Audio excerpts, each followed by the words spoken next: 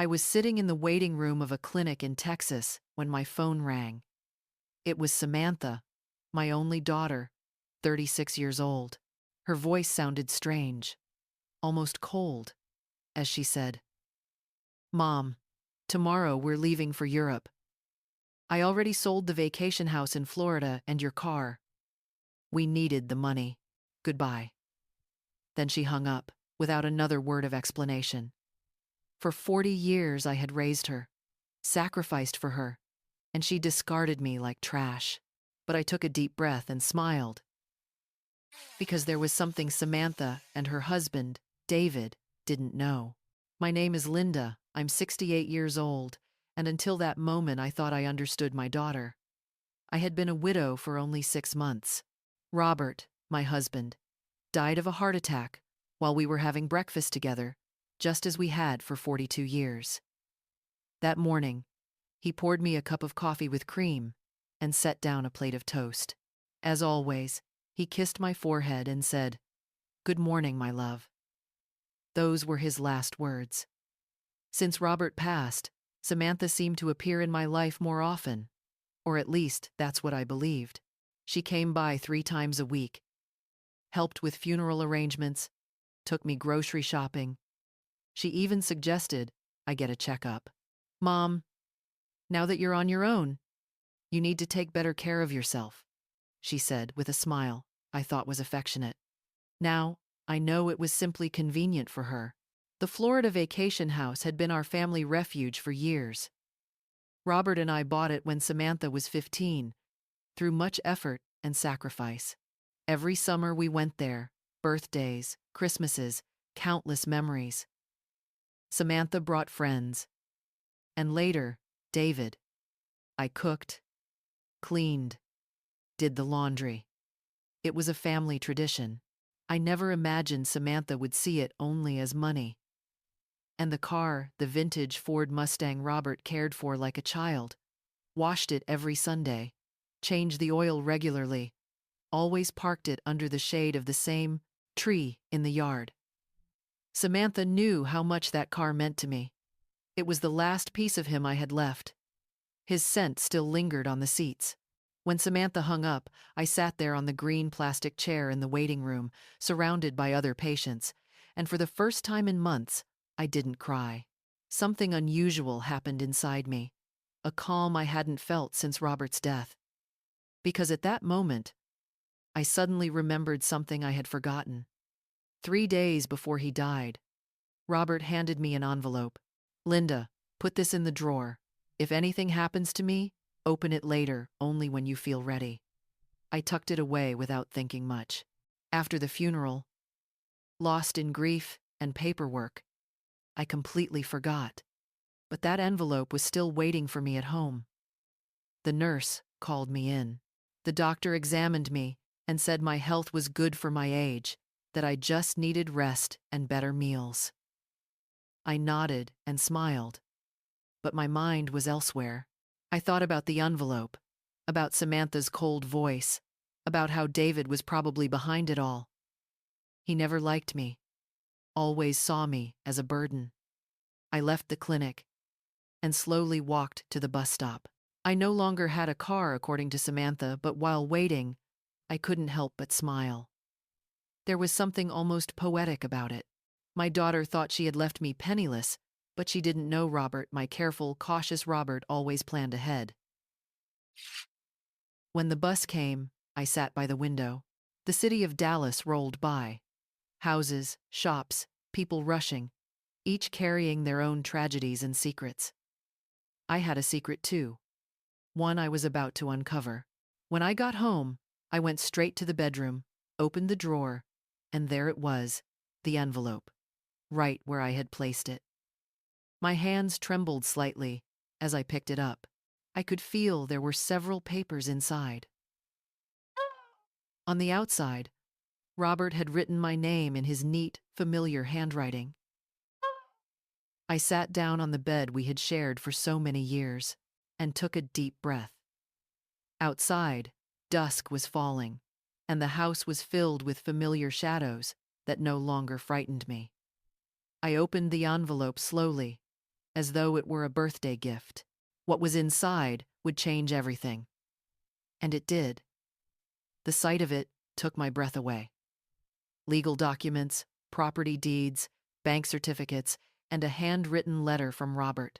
Tears filled my eyes as I began to read that familiar script. My dearest Linda, if you are reading this, it means I am no longer by your side. Forgive me for not telling you everything while I was alive, but I wanted to spare you worry. All these years, I've invested our savings in real estate and business. We don't just have the house in Florida. We own 6 other properties, including the apartment building where Samantha and David live. We also hold shares in 3 companies, worth far beyond what you could imagine. You are wealthy, my love. You've always been wealthy now, it's just on paper too. My hands trembled as I looked through the documents. There were deeds for houses in different neighborhoods, a condo in downtown Houston, a small seaside hotel in Miami, and yes, the 20-story apartment building where my daughter lived. Robert had been the silent owner for 10 years, under a company name I had never heard of. According to the papers, I was the sole heir of that company. There were also statements from accounts I'd never known existed, with numbers that seemed unreal. Robert had driven a bus for 40 years, but he was also an incredibly wise investor. Every dollar we saved, every sacrifice we made, he had quietly multiplied, and I had no idea. In his letter, Robert explained why he had kept everything secret. He didn't want me to worry about money, and he didn't want Samantha to know the truth about our finances. You know our daughter, Linda. If she knew how much we had, her attitude would change. I let out a bitter laugh at the irony. Our daughter had abandoned us because she thought we had nothing, when in reality, we had everything. That night, I couldn't sleep. I wandered the house, touching the old furniture things Samantha had always called outdated. I looked at the photos on the walls, especially the one where she was 5 years old, sitting in Robert's lap, beaming with joy. Where had that sweet child gone? Replaced by this cold, calculating woman. The next morning, the phone rang very early. Her voice sounded different this time, softer. But I had learned to be wary of those sudden changes. I just wanted to let you know we already transferred the money from selling the house and the car. We've put your share into your account. Not a lot, but enough for you to live on for a few months while you find a smaller place. My share? I asked calmly. Yes, Mom. Of course, we didn't want you to be left with nothing. We gave you 30%. Fair, right? We need the rest of the money to invest in Europe. David has a wonderful business opportunity there. 30% of my own assets. How generous. I replied, I understand, dear. When are you leaving? This afternoon, Mom. We've packed everything. We'll be gone at least 6 months. But don't worry. When we get back, we'll help you find a small apartment that suits your needs. My needs, I thought to myself. As if she knew what I needed. Aloud, I simply said, All right, Samantha. I wish you a smooth trip. Oh, Mom, I knew you'd understand. You've always been so sympathetic. We love you so much. I sat there with the phone in my hand, and for the first time in months, I laughed. I laughed harder than I had since Robert died. The situation was both bitter and absurd. My daughter had stolen from me, kicked me out of my own home, treated me like a beggar, receiving scraps. And all of it, just to fund a European adventure I was certain would be a disaster. But what hurt most wasn't the money. It was how easily she erased me from her life. Decades of living for her, of sacrifice, of unconditional love. And she erased me with a 2-minute phone call. That truly hurt. I checked my bank account online.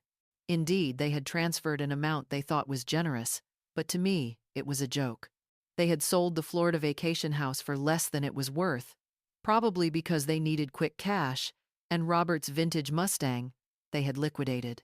That afternoon, from my window, I watched Samantha and David load their suitcases into a taxi. He carried 2 large suitcases. I saw them laughing, kissing, talking about their plans like a pair of teenagers excited for an adventure. They never once looked back at my window, never bothered to say goodbye. When the taxi disappeared, I sat in the kitchen with a hot cup of tea, Robert's papers spread out on the table in front of me. I had a decision to make. I could call a lawyer, demand my property back, even sue to reclaim everything they had taken. But another thought echoed inside me. There might be a better way, a way to teach. I called Jonas Miller, the lawyer who had handled Robert's affairs. He had also attended the funeral, offered condolences, and told me to reach out if I ever needed anything. And now I did. Mrs. Linda, it's so good to hear from you. How are you doing? I'm fine, Jonas. I need to see you urgently. I've just found some papers of Robert's that I don't fully understand. Of course. Please come to my office tomorrow morning. I'll be waiting. That night, I slept deeply for the first time in months. I dreamed of Robert. He was sitting in his favorite armchair, reading the newspaper like every morning. When he saw me, he smiled and said, "It's time, my love. It's time for you to protect. In yourself." I woke up with a strange feeling. Not exactly happiness, not the grief that had weighed on me for so long, but something closer to determination. For the first time since Robert's death, I had a clear goal. I would reclaim what was mine, but not in a way Samantha could ever expect. The next morning, I took more care of myself than usual. I put on the burgundy dress Robert always said made me look elegant, brushed my hair, added a touch of lipstick. Looking into the mirror, I saw a woman I hadn't seen in a long time. A strong woman. Jonas's office was in downtown Dallas, inside an old building with marble floors and large windows. He greeted me with a warm smile, but when he saw the papers I handed him, his expression changed immediately. "Mrs. Linda, this is more than I expected." Robert was truly brilliant. "According to these documents, you are the owner of—" "I know, Jonas. I've read them. What I need to know is what I can do legally," Jonas explained. Everything was legitimate. I was the rightful owner of all the assets. He also confirmed what I had suspected. Samantha's sale of the beach house was illegal because she had no rights to it. "We can recover it immediately, Mrs. Linda. We could even sue your daughter for fraud." "No, Jonas. I don't want to sue. I want to do this differently. I want to keep it a secret. Can you help me?" He looked at me curiously, then nodded.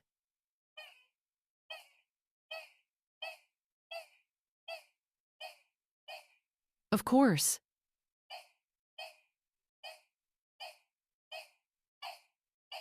"What do you need?"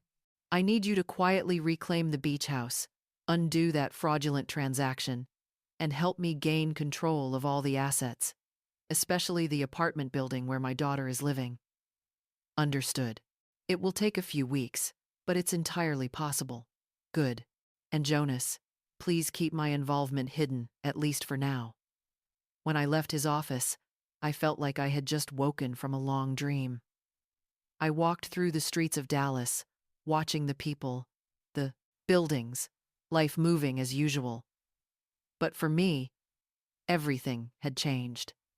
I had a plan. On the outside, I was a poor widow abandoned by her daughter, but in secret, I was a wealthy woman, quietly reclaiming her fortune. Jonas Miller worked efficiently, calling me every few days with updates. I decided to stay in my house, because after all, it was mine. But each morning, I still had breakfast at the wooden table Robert and I had shared for so many years, then took my usual walks around the neighborhood. Neighbors greeted me with that half-pitying, half-curious look people often give widows. Elsa, a longtime neighbor, came over one day while I was watering the garden. "Linda, is it true Samantha went to Europe and left you here alone?" We all thought Robert didn't leave much money. If only you knew, I thought to myself, but only smiled. I'll be fine. If you need anything, I can bring food over or do the shopping for you. Thank you. That's very kind. But truly, I'm fine. Elsa looked at me with that familiar expression, the same one I saw at the funeral. Pity, mixed with relief that tragedy hadn't fallen on them. You know where to find me if you need anything. Conversations like that repeated often. The butcher, the baker, the woman at the corner store, they all spoke to me with sympathetic voices. I smiled, thanked them, but inside, I found it almost amusing. It was as if I were living two lives. One Wednesday morning, Jonas called. Mrs. Linda, I have good news. I've successfully reversed the sale of the Florida vacation house. The buyer didn't know it was fraudulent, so they were refunded without any problem. The house belongs to you. Again. Wonderful, Jonas. And what about the apartment building where Samantha is living? That one is more complicated. Technically, your company still owns it, but some administrative steps are needed for you to have direct control. It will take about 2 weeks. Perfect. Keep me updated regularly. After hanging up, I sat in the kitchen, sipping my coffee and thinking about Samantha. She had been in Europe for 3 weeks without a single call, message, or postcard. To her, I had disappeared the moment she got the money she wanted. But I knew that would soon change. I decided to visit the Florida vacation house again. I took the familiar bus route Robert and I had taken hundreds of times. The house looked exactly as I remembered.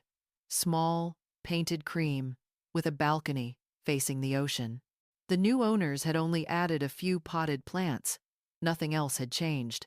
I sat on the sidewalk in front of the house for nearly an hour, remembering the summers when Samantha was a little girl, running on the sand, building castles. Robert grilled fish in the yard while I prepared salad in the kitchen. Samantha brought friends, then boyfriends, and eventually, David. All those happy memories, she had turned them into a transaction. An old man came out of the house, noticed me, and curiously walked over. Ma'am, are you all right? Yes, thank you. I'm just reminiscing. Did you know the previous owner? Yes, I knew them very well. That's unfortunate. They said an old lady was seriously ill and had to sell quickly. I thought to myself, if only he knew the truth. We thought we were getting a bargain, but then found out the sale was invalid. We had to give the house back. Did you know the previous owner personally? No. Everything went through a middleman. They said the daughter handled it because the mother couldn't. It was sad. At least you didn't lose money. We're back to searching for another home. We really loved this place. She invented an illness, exploiting my supposed weakness to justify her actions. To her, I wasn't even human with feelings, just an obstacle to remove. That night, I called Jonas back. Jonas, I need you to help with one more thing. I also want to get back Robert's Mustang. That will be harder, Mrs. Linda. The car was legally in your daughter's name, and she had the power of attorney to sell it. How could that be? It seems you signed the authorization a few months after your husband passed. You don't remember? I froze. That must have been when Samantha started plotting. I vaguely recalled signing some papers she brought, saying they were for funeral arrangements and inheritance matters. In my grief, I signed without reading carefully. How naive of me. Jonas, is there any way to get it back? It's possible, but complicated. We'd have to prove you signed under confusion or pressure, said Jonas Miller, my attorney, over the phone. I want to do it. I need to reclaim everything they stole, I replied firmly. In the following weeks, I began living 2 lives.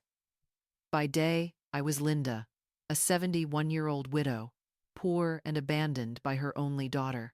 I went shopping, chatted with neighbors, kept up appearances.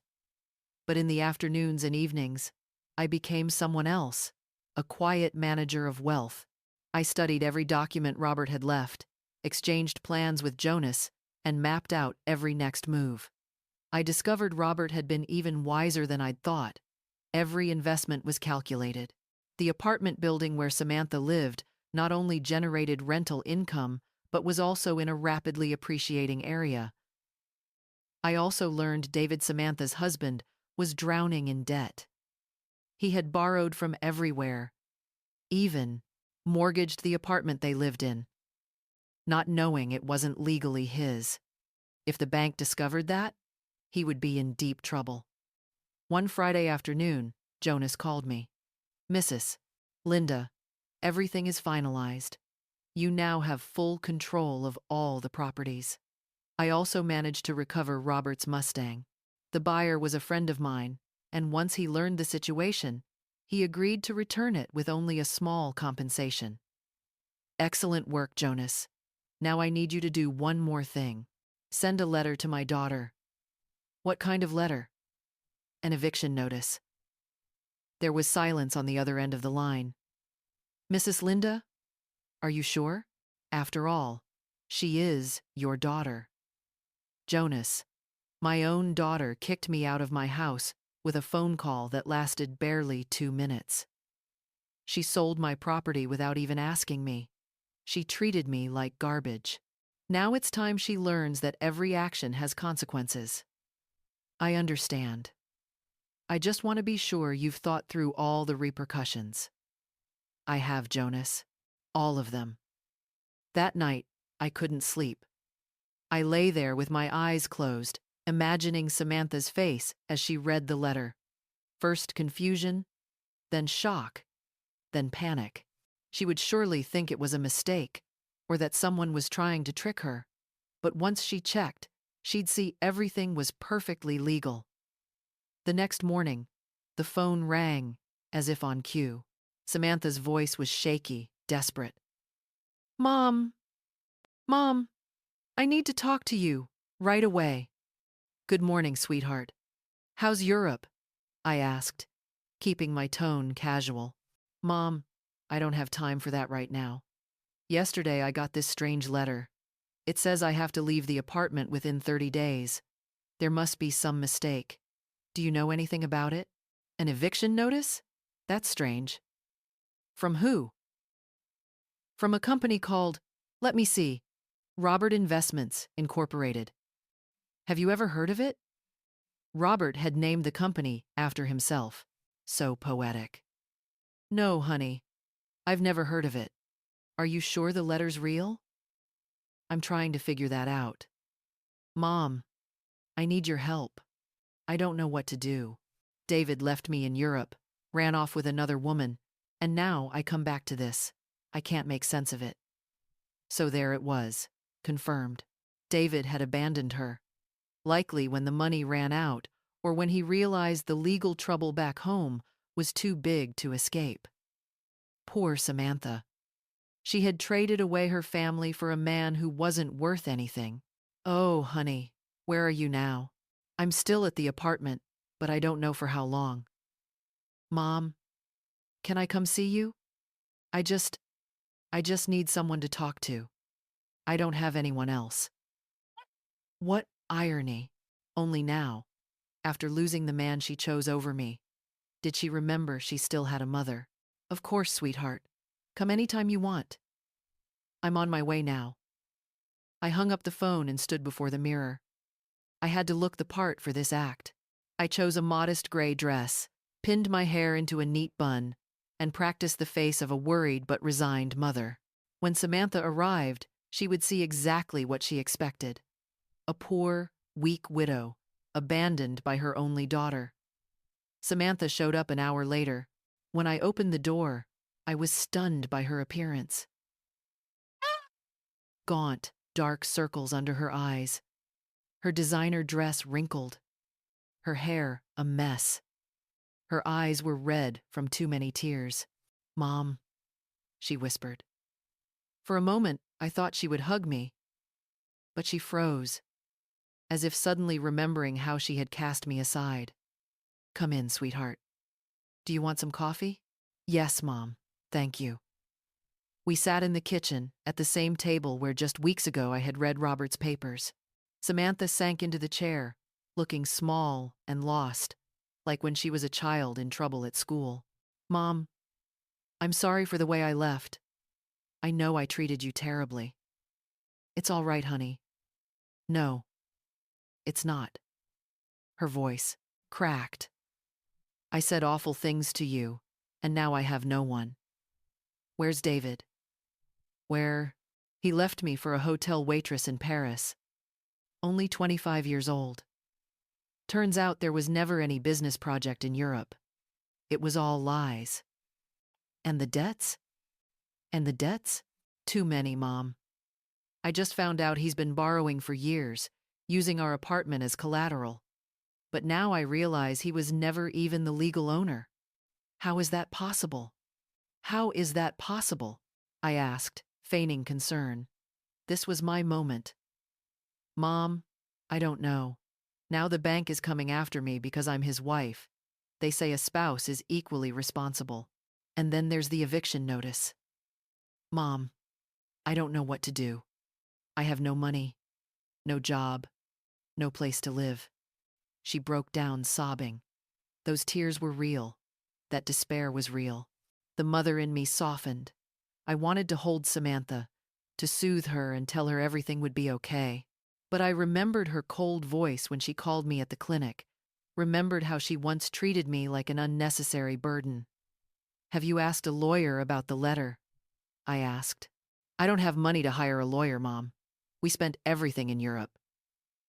I think maybe I could stay with you for a while, until I find a job and can rent a small place. That was the line I'd been waiting for. After kicking me out of my own home, selling my possessions, treating me like trash, now she wanted me to save her. She wanted the poor widow she'd painted me to rescue her from the consequences she brought on herself. Of course, sweetheart. This will always be your home, I answered. Samantha looked at me in astonishment, as if she couldn't believe how easy it would be. Really, Mom? After everything? You're my daughter, Samantha. That will never change. This time, she hugged me a desperate hug, like someone drowning, clutching a life preserver. I hugged her back, but it wasn't the unconditional love of before. There was calculation in my arms now. Strategy. Thank you, Mom. I promise I'll find a job soon. I won't be a burden. Don't worry about that now. Rest first, and then we'll figure things out. That afternoon, Samantha went back to her old apartment to pick up a few things. I sat in the kitchen, smiling into my hot cup of tea. Everything was going exactly as planned. She had stepped right into the place I wanted her to be. Exhausted, desperate, out of options. Best of all, she didn't suspect a thing. To her, I was still the pitiful mother she had abandoned. But that was only the first act. Letting her live with me would open the perfect opportunity for the next move. I would let her settle in, believe my home was a safe haven, and then, at the right moment, I would show her the difference between poverty by choice and poverty by consequence. That night, I called Jonas. Jonas, I need you to do one more thing for me. I want to know how much he owes, to whom, and whether there's a legal way to separate those obligations from my daughter. That will take some time, but it's feasible. Good. And Jonas, keep this absolutely confidential. No one can know I'm behind it. Understood, Linda. May I ask, what's your end game? Simple, Jonas. I will save my daughter. But first, she has to understand what hitting rock bottom really means. I hung up and poured myself a glass of red wine Robert had been saving for special occasions. It had been a long time since I'd had a reason to call something special. The cards were on the table, and for the first time in months, I held all the best pieces. The next day, Samantha moved in with me for good. She arrived with 2 suitcases and a cardboard box, everything left of her former, lavish life. I watched her unpack in her old room, the same bedroom from her teens, and saw humiliation in every movement. from a luxury apartment to sleeping in the room where she grew up. "Mom, I found this at the apartment," Samantha said, handing me an envelope. "It was in David's things, and it has your name on it." Another envelope from Robert. My heart raced, but I kept my composure. "That's odd." "Yes, Mom, take a look." Sure enough, my name was written in Robert's familiar handwriting, but this envelope was smaller, newer than the one I'd already found in the dresser. "Maybe David went through Dad's things after he died and forgot to give it to you," Samantha guessed. "Maybe." The note read, "Linda, if you are reading this after I gave you the main envelope, it means our daughter is going through a hard time. This key opens a safe deposit box at the Central Bank branch number 42. There is something there that can help you help her, but use it wisely. With my everlasting love, Robert." Samantha read it over my shoulder. A safe deposit box? Dad had one? "I never knew. Your father never mentioned it." I lied. "Do you think we should check it?" "I'm not sure, sweetheart. Maybe we should leave things as they are."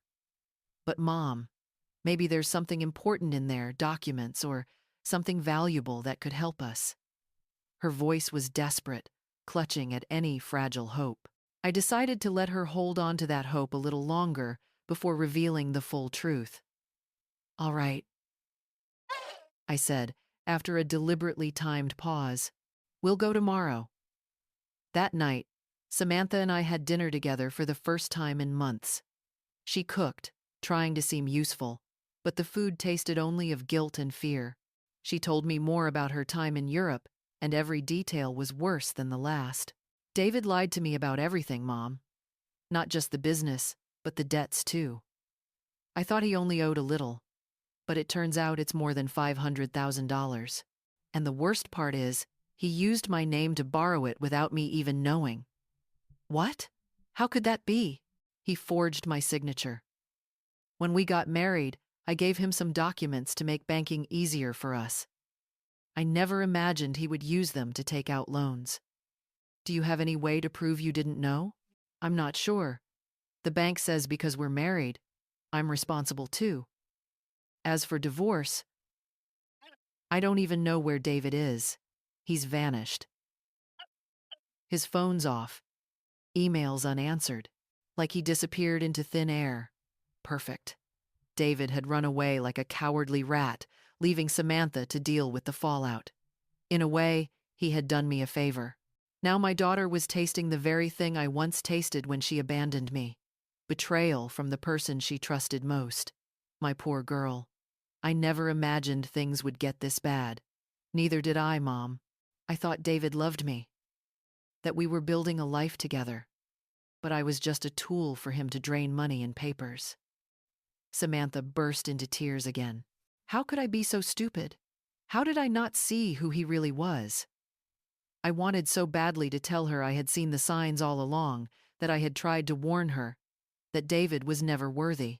But that would ruin my role the sympathetic, fragile mother. Love can blind us sometimes, sweetheart. Don't blame yourself too much. "But Mom, I didn't just ruin my own life. I ruined yours too.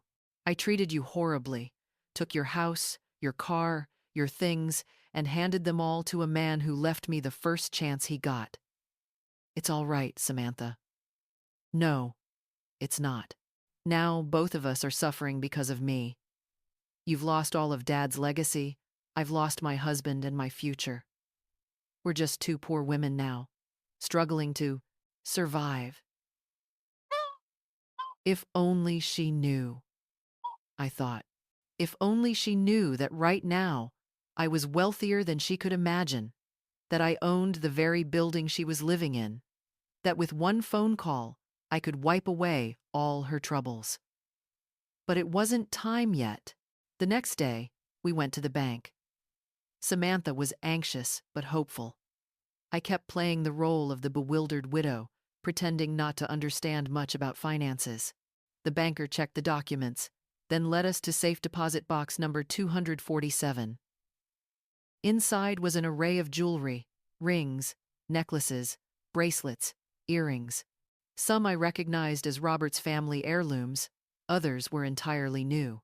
There was even a handwritten letter explaining the origin of each piece and an estimated value. Samantha gasped. "Mom, this must be a fortune." "You think so? Look at this emerald, this strand of pearls. Dad hid an entire treasure here." According to Robert's letter, the jewelry was worth about $1 million.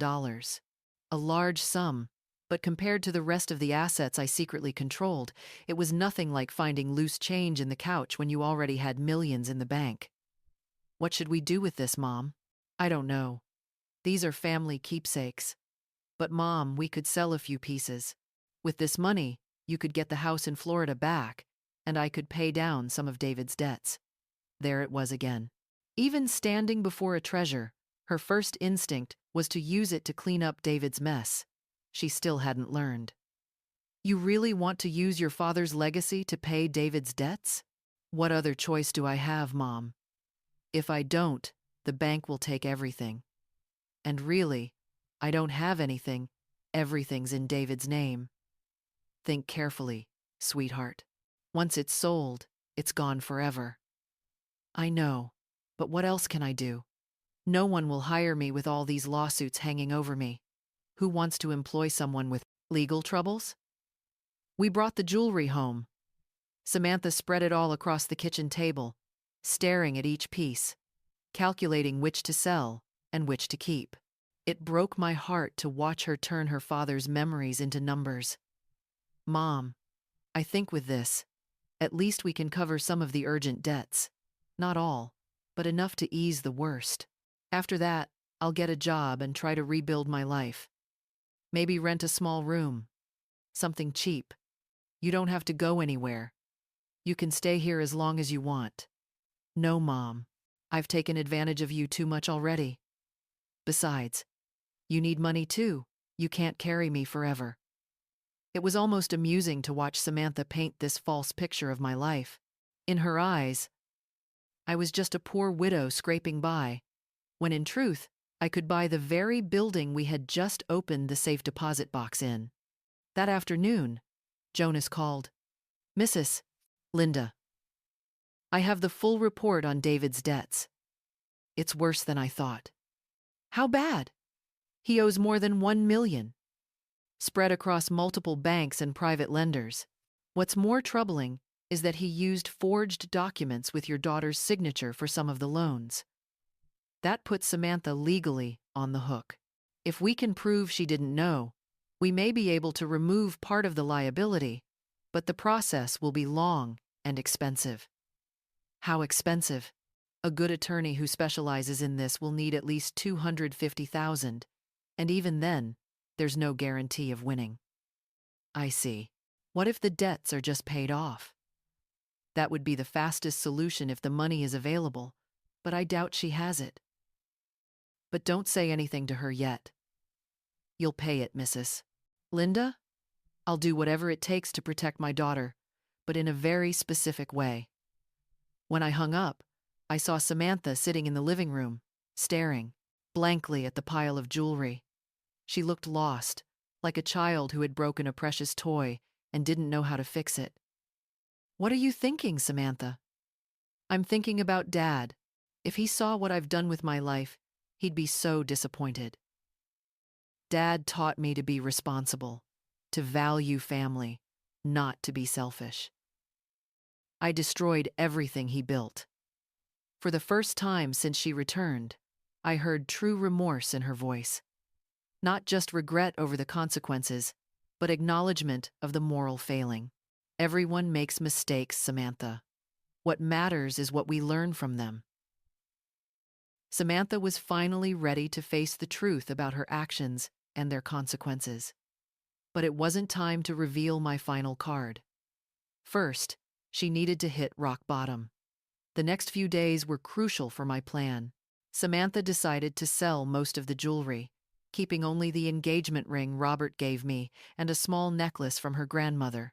I watched as she prepared to visit jewelers, get appraisals, and negotiate with buyers. It was painful to see her turn decades of family history into mere transactions. But it was necessary for her to feel the true weight of her choices. "Mom, I sold the jewelry," she told me one afternoon, counting money on the kitchen table. "It's less than I hoped, but enough to cover the urgent debts." "Are you sure this is what you want to do?" "I don't have a choice. If I don't pay, they'll take everything. Even this house could be at risk if they prove I'm legally tied to the property." How ironic. Samantha worried about losing a house that was mine to begin with, just to pay the debts of a man who had abandoned her with money from the jewelry of the very man who built the fortune that could have saved her. "How do you know which debts to pay first?" I asked a financial advisor at the bank a free consultation. She said to prioritize the secured loans because they're tied to property and could be seized right away. In just a few weeks, Samantha had grown so much. The girl who once sold my things without a word was now carefully weighing every dollar. Pain was forcing her to become more responsible, but also more fragile. That night, as she was sorting through piles of debt papers on the table, I got a call from Jonas. "Mrs. Linda, important news. We've tracked down David in Paris, just as your daughter suspected. And interestingly, he's trying to obtain French residency through a sham marriage with the young woman Samantha mentioned." "A sham marriage?" "Yes. The girl needs documents, and he needs a way to stay in Europe without being deported. More importantly, we have proof he deliberately forged Samantha's papers to escape. With this evidence, Samantha could be cleared of the debt." Perfect. I now had a way to legally free Samantha from all the debt, and she had no idea I had the money to do it. "Jonas, start the process right away." Should I tell her? Better to wait until it's nearly finished. I don't want to give her false hope. Understood. It will take about 3 weeks, maybe a month. Perfect. When I hung up, Samantha looked at me curiously. "Who was that, Mom?" "Someone looking for Mrs. Marisa on the corner." Wrong number. Lying had become easy. Each passing day, I felt more comfortable with my double life. On one side, the poor, abandoned mother Samantha believed me to be. On the other, the wealthy woman quietly steering both her rescue and her lesson. Over the next 2 weeks, I watched Samantha struggle with things she had never had to do before. Stretching grocery money, negotiating with creditors, looking for work with a ruined credit history. It was a harsh but necessary education. "Mom, I had 3 interviews today," she said, coming home exhausted, her feet swollen, her face pale. 2 turned me down because of my legal record. The third offered part-time work, cleaning offices on the night shift. The pay is low, but it's better than nothing. Nights for now, so I can keep looking for something better during the day. My daughter, the woman who had lived comfortably for more than 40 years, was now about to clean offices at night. My heart ached, but I also felt proud. At last, she was facing reality without expecting someone else to clear the way. "Are you sure you can handle such heavy work?" "I'll have to learn. I can't keep being a burden to you. You've already let me stay here, and that's more than enough." "This is your home, Samantha." "No, Mom. This is your home. I'm only here because of your kindness, but I won't rely on you forever." She sat with me in the kitchen, sipping tea, her eyes lingering on the family photos covering the walls. "Linda, I want to ask you something. Did you know Samantha would come back in this condition?" "What do you mean?" "When she left, she was confident, proud. She talked about the glamorous life in Europe, about David's success, and now she's back, exhausted, working as a janitor, living with you again." Life changes, Elsa. Yes, but it's more than that. I've been watching these past days. She's different. Not just sad, but humble, as if she's learned something important. Elsa, you're always perceptive. What do you think she's learned? I think she finally understands the value of the things she once took for granted, like having a mother who loves her unconditionally. Linda, let me be honest. When she left and treated you so badly, many of us thought you'd never forgive her. And yet here you are, caring for her, giving her a home when she has nothing. She's my daughter, Elsa. But not every mother would still do that, not after all you've endured. If only Elsa knew the whole truth. I could have erased Samantha's troubles long ago, but I had chosen to let her suffer longer to make sure the lesson was complete. Do you think I'm doing the right thing?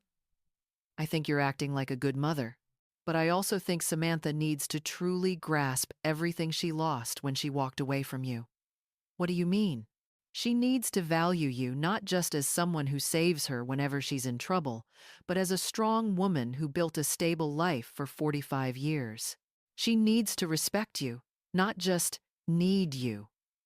Elsa had struck right at the heart of my plan. I didn't want Samantha to come back out of desperation. I wanted her to return with genuine respect and mature love. And how does that happen? I think it's already happening. The way she talks to you now is completely different. She doesn't order you around or treat you like a burden anymore.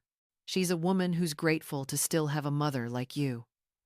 That night, when Samantha came home from work, I saw she was tired but carried a new dignity. The little money she earned with her own hands meant something. How was the first day? Hard, but not as bad as I thought. The women there helped me a lot. There's one named Maria who showed me tricks to clean faster. Yes, she's 60, has been cleaning offices for 20 years. She started after her husband left, with 3 little kids to raise. She said it's not a dream job, but it gave her independence and dignity. She sounds like a wise woman. She is. She said something that really made me think. What did she say? She said there are 2 kinds of people in this line of work: those who never had opportunities, and those who ruined their own. She asked me which group I belonged to. And what did you answer? I told her the truth. I had every opportunity, a loving family, a stable home, an inheritance, and I destroyed it all, chasing after a man who wasn't worth anything. What did she say? She laughed and said, "At least you know exactly why you're here. That's already more than most people. That puts you one step ahead of many others." Samantha poured a glass of water and sat at the table with me. "Mom, I want you to know something. These past days have been the hardest of my life, but also the most important." Why is that? Because I finally understand what truly matters. Not money, not living in the fanciest apartment, not making people admire me. What matters is having people who truly love you, who are there when everything falls apart. Mom, please, let me finish. You have every right to hate me for what I've done. I abandoned you when you needed me most. I took everything Dad left you. I treated you like garbage. And now I've come crawling back, hoping you'll forgive and shelter me. My dear, I forgave you a long time ago, but I haven't forgiven myself, and I won't until I prove that I've really changed, that I've learned from my mistakes. The next morning, Jonas called me. "Mrs. Linda, I have wonderful news. The legal process is almost complete. We can clear your daughter of all the debt David left behind." It was time. After weeks of watching Samantha struggle, work, and reflect on her mistakes, the moment had finally come to show her that she had never been alone. That someone had always been silently protecting her. "Jonas, arrange a meeting. It's time my daughter learned the full truth." Jonas scheduled us for Friday morning at his office. I only told Samantha that a lawyer might be able to help with her legal troubles, but I gave no details. She agreed to go, though she was nervous about the cost. "Mom, I don't have money to pay a lawyer. I barely have enough for food. Don't worry, dear. Just hear what he has to say." We arrived at Jonas's office on time. Samantha wore her best outfit, but it hung loose on her thin frame. She was tense, wringing her hands, bracing herself for yet another blow. Jonas greeted us with a professional smile. "Linda, Miss Samantha, thank you for coming." "Thank you for seeing us," Samantha replied. "But I should say up front, my finances are terrible. I probably can't afford high fees." "That's exactly why we're here," Jonas said, glancing at me. "But first, take a look at these documents." Jonas handed Samantha a thick file. She opened it and read, her face shifting from bewilderment to surprise. "I don't understand. These papers say David forged my signature? That there's proof of fraud? That I'm not responsible for the debt?" "That's right. We've been investigating for weeks. We have enough evidence to show you were a victim of identity fraud." "But how is that possible? Who paid for this investigation?" "I don't have any money." Jonas looked at me. This was my moment. "Samantha, I have something to tell you." "What is it, Mom?" I took a deep breath. After weeks of acting, I would finally tell the truth. "Your father left me more than you think, much more." "What do you mean?" "Jonas, give her the other file." Jonas retrieved the second file. Inside were property deeds, bank statements, investment certificates, all the assets Robert had quietly accumulated. Samantha read in stunned silence for several minutes. Her expression moved through confusion, doubt, shock, and finally, understanding. "Mom, it says here you own the building where I used to live." "Yes." "And you have other houses? Accounts? Investments?" "Yes." "Which means, when you sold the beach house, it was my house, and I've already recovered it." Samantha stared at the stack of papers, trying to process everything. "When did you know about this?" "Since the day you called me from the clinic."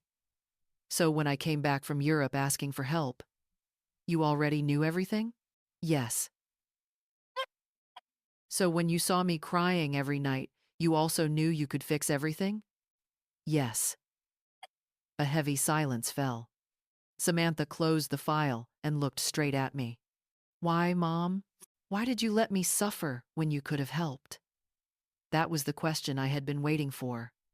"Because there's something you needed to learn that you couldn't learn any other way." "Learn what?"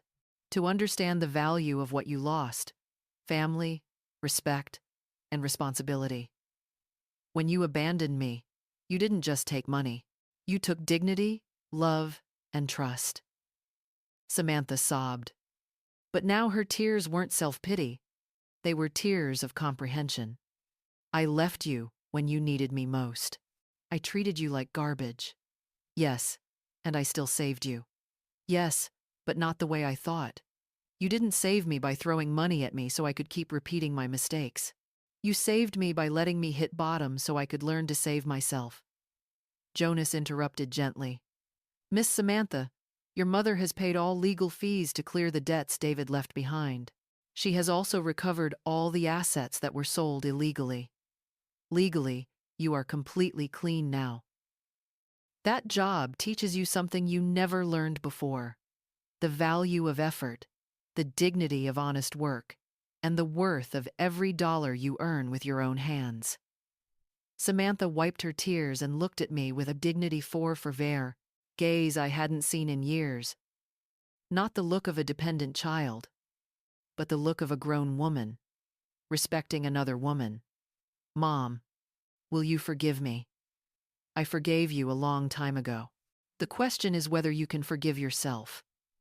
"I don't know. I did things that feel unforgivable." "Everyone makes mistakes, Samantha. What matters is what you do after you recognize them." Jonas left us alone. We sat quietly, each lost in our own thoughts. Then Samantha spoke. "Mom, I want you to know one thing. Even if you hadn't had all that money, even if you really were the poor widow I thought you were, I would have learned the same lesson. What lesson? That there's nothing more precious than having someone who loves you unconditionally. Over these past weeks, the one thing that kept me going was knowing I still had a home with you, that no matter how much I ruined my life, you would always be my mother. That will never change, Samantha. I know. But I also know I can never take that love for granted again. I have to earn it every day, with respect, gratitude, and action, not just words.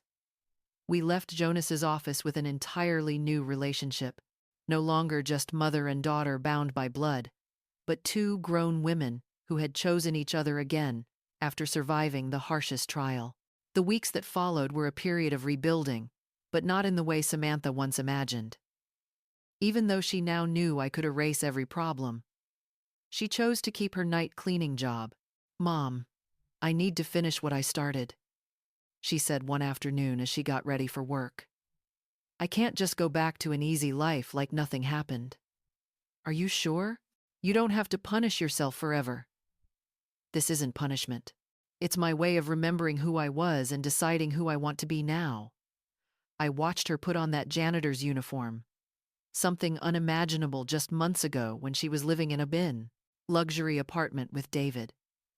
But something had changed in her posture, in the way she carried herself. She was no longer the broken woman who had knocked on my door in tears. She was someone who had found dignity in honest work. That afternoon, Elsa stopped by, as she often did since Samantha came back.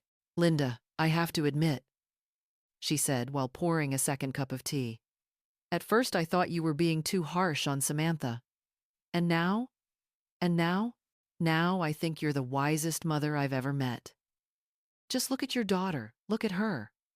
It was true. Samantha sat in the living room, reviewing notes, a completely different woman from the one who had flown off to Europe months earlier. She now carried an inner calm, a confidence built from her own effort, not money or status. "Did you know I saw Samantha at the market yesterday buying vegetables for a family she helps through work?" Elsa asked. "She didn't tell me. When I asked why she used her own money instead of the organization's budget, she said some things can't be measured by official budgets." That evening, Samantha and I had dinner on the porch, a new habit of ours. It was the time to share our days, talk about the future, or simply enjoy each other's company. "Mom, I got a strange letter today," Samantha said as she sliced the salad. "From who?" "From David." My body tensed. "Where did he write from?" "From a prison in France. Looks like he got a 2-year sentence for the sham marriage. In the letter, he says he regrets everything and asks for forgiveness." "And how do you feel about that?" "Honestly, I feel nothing, not angry, not sad, not vengeful. Not because I hate him, but because there's nothing left to say. The Samantha who married him doesn't exist anymore. The Samantha I am now has nothing to say to him." I was surprised by the maturity in her voice. The woman sitting in front of me had gained an inner strength forged from hitting rock bottom and climbing out herself. "Do you know what all of this has taught me, Mom?" "What's that?" "That real love isn't telling me what I want to hear. Real love is teaching me what I need to learn, even if it hurts." David told me what I wanted to hear. Made me feel special. Convinced me I deserved a luxurious life without effort. But you taught me that real wealth comes from work, respect, and genuine relationships. That night, when Samantha went to her room to study, I sat alone on the porch under the stars thinking of Robert. I had promised him I'd take care of our daughter. And finally, I felt I had kept that promise, not by giving her money whenever she asked, but by teaching her to take care of herself. Not by solving her problems for her, but by giving her the chance to solve them on her own. The next day was Sunday, and we decided to visit the beach house for the first time since reclaiming it. Samantha had hesitated before, saying she needed more time to process everything. "Are you ready?" I asked as we got into the car. "I think so." The drive was quiet but pleasant. When we arrived, Samantha sat still in the car for a while, gazing at the house that had seen so many family summers. "It looks exactly the same," she said. "Some things don't change, but others have. I'm not the person who sold this house anymore." We walked inside together. The place was neat and clean, just as Robert and I had always kept it. Samantha wandered through the rooms, touching the furniture, looking at the family photos on the walls. "Mom, I want to apologize." "You already did, sweetheart." "No, this one is for the house, not just for selling it, but for turning all our family memories into a financial transaction. You're forgiven. This house is 40 years of summers, birthdays, Christmases. Dad built this porch with his own hands. You planted this garden. I learned to swim at this beach, and I turned it all into cash for a man who wasn't worth a thing." She sank into the sofa where Robert used to read the Sunday paper. "Do you know what hurts me the most, Mom?" "What is it?" "When I sold it, I didn't feel anything. It was just another property. But now, standing here, I can feel Dad in every corner, hear the laughter, smell breakfast, see his reading glasses on the table. He's here, Samantha. He's always here. I know. And I also know he's proud of how you handled everything. We spent the whole day at the house, cooking, cleaning, fixing small details. It felt like a ritual of reconnection, not just with the place, but with the values it represented. When the sun set, we sat on the porch Robert built, looking out at the sea. "Mom, I have a suggestion." "What is it, sweetheart?" "Let's turn this house into a shelter for women escaping domestic violence, a place where they can stay while rebuilding their lives." It was the perfect suggestion. Robert would have been so happy knowing his beach house could help other families. "That's a wonderful idea, sweetheart. We can use part of the fund to run it, and I can oversee the program through my work." "Are you sure you want to turn our family refuge into something like that?" "The best refuges are the ones that are shared. Your dad always said, 'A house is only truly a home when it opens its doors to those who need love.' And he was right." Robert had always been generous with this house. Relatives, friends, neighbors in need. He welcomed them all. That night, we returned home with a new project and a renewed relationship. No longer just mother and daughter bound by duty or need. We were two women choosing to build a life together on love, respect, and shared purpose. Before I went to bed, I whispered to Robert, "We did it, my love. Our daughter finally understands what truly matters." And for the first time since he passed, I could almost hear him reply, "I always knew you two would make it. You're stronger than you realize." Justice doesn't come as revenge, but as a lesson, not as punishment, but as transformation. In the end, you two have gained something far more precious than money, an authentic relationship, built on a foundation no crisis can destroy. In the end, Linda and Samantha's journey wasn't just about assets, debts, or betrayal. It was about how a mother's love can turn pain into lessons and loss into a chance to grow. Sometimes we only realize the value of family and unconditional support when we've lost our way and hit rock bottom. But more important than anything is having the courage to return, to make things right, and to love with true respect. Do you think that if you were in Linda's place, you would be strong enough to both forgive and teach your child such a valuable lesson? Share your thoughts in the comments, because every perspective can be a light for someone else. And if you'd like to continue hearing stories from everyday life that carry deep lessons, don't forget to follow the channel so we don't miss any part of the journey together.